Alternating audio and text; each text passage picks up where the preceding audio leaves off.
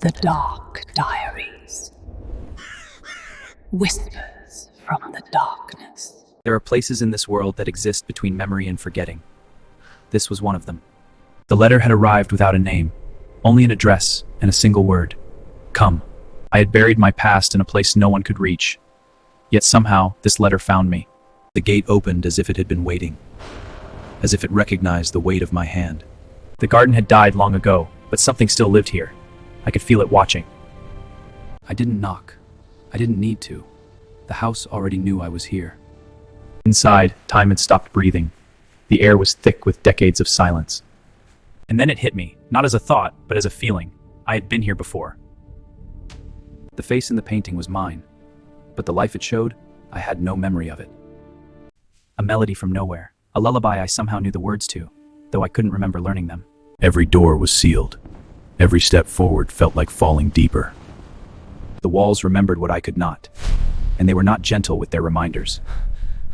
At the end of all corridors, there is always a descent, always a door that asks you to go further. The house was alive. It lit my way, not out of kindness, but to ensure I could not claim I was lost.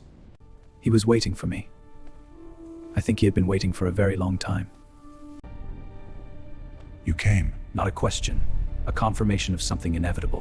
Who are you? He smiled, the way the dying smile at the living. The woman in the photograph was beautiful, and she was looking at me as if she knew me. The room upstairs, the old man whispered.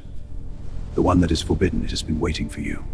Every house has a room that holds its darkest truth, and every truth has a door that begs to be opened.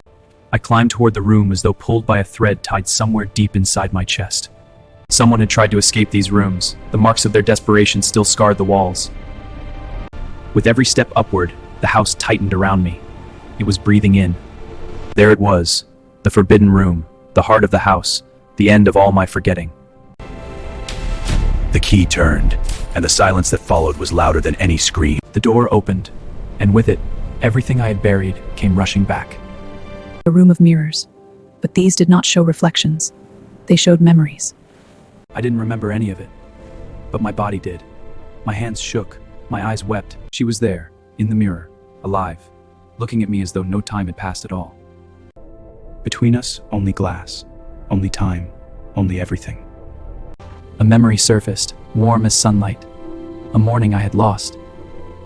The memory was ripped away as quickly as it came, and the room wanted more. The old man and I, we had history. A history written in this very room. There was a child, our child, and we had buried her on a day the sky itself wept. A lifetime poured out of the walls. Every joy, every wound, every lie I had told myself. I could not close my eyes. The room would not let me look away. When the storm of memory passed, only she remained, trapped, reaching. You promised. I had made a promise that only the forbidden room could keep. The room took what it was owed, time, my time. Every memory reclaimed cost years of my life. And there she was, the reason for everything, the child we had lost, standing before me as though death were just another room. She looked at me the way the dead look at the living, with patience and with something like pity. She didn't cross a boundary. The reflection wasn't a door. It was a window. The mirror offered what no prayer could, a way back, a way through. If you go through, you will never come back. The mirror takes, it does not return. There are choices that are not choices at all. Doors that were always going to be opened. I stepped into the mirror, into the past, into her. The glass was cold as death and warm as memory. For one moment, I existed in two worlds at once. The living and the remembered. On the other side of the glass, the world was whole again. The garden breathed, and so did I. You came. The behind me had searching for was finally open. For a moment, I believed it, all of it. The garden, the warmth, the return of everything I'd lost. But perfection is nature's most convincing lie, and I had learned to recognize lies. The garden was a painting, beautiful, still, and utterly, terrifyingly dead. What is this place? They were not real. They were memories, perfect, preserved, and empty. The memory could not hold. It was never meant to. It was bait, and I had taken it. The mirrors had taken their reality. Alone returned. The mirror finally showed me the truth I'd been running from. Myself, alone, growing old in a room of ghosts. He sat beside me without a word. Two men at the bottom of the same well. I am you, older, I came here, went through just as you have. The same scar, the same eyes. The man I'd been following was the man I was becoming. There is another door. Not a door to the past, a door to what comes next. To open it, Adam must rest peace was forget. The price of remembering was this room, forever. On one side, everything I had loved. On the other, everything I could become. In one tear, a lifetime. In one breath, a decision. I chose the door that didn't promise the past. I chose the one that promised nothing, except forward. On the other side, I was whole. Not the man who entered the house, but the man who chose to leave it. The world rebuilt itself. Not from what was, but from what could be. There was no house behind me, no locked doors, only a road and the morning. Some things we carry not as wounds, but as quiet markers on the road, reminders of where we've been. The world was larger than the room. It always had been.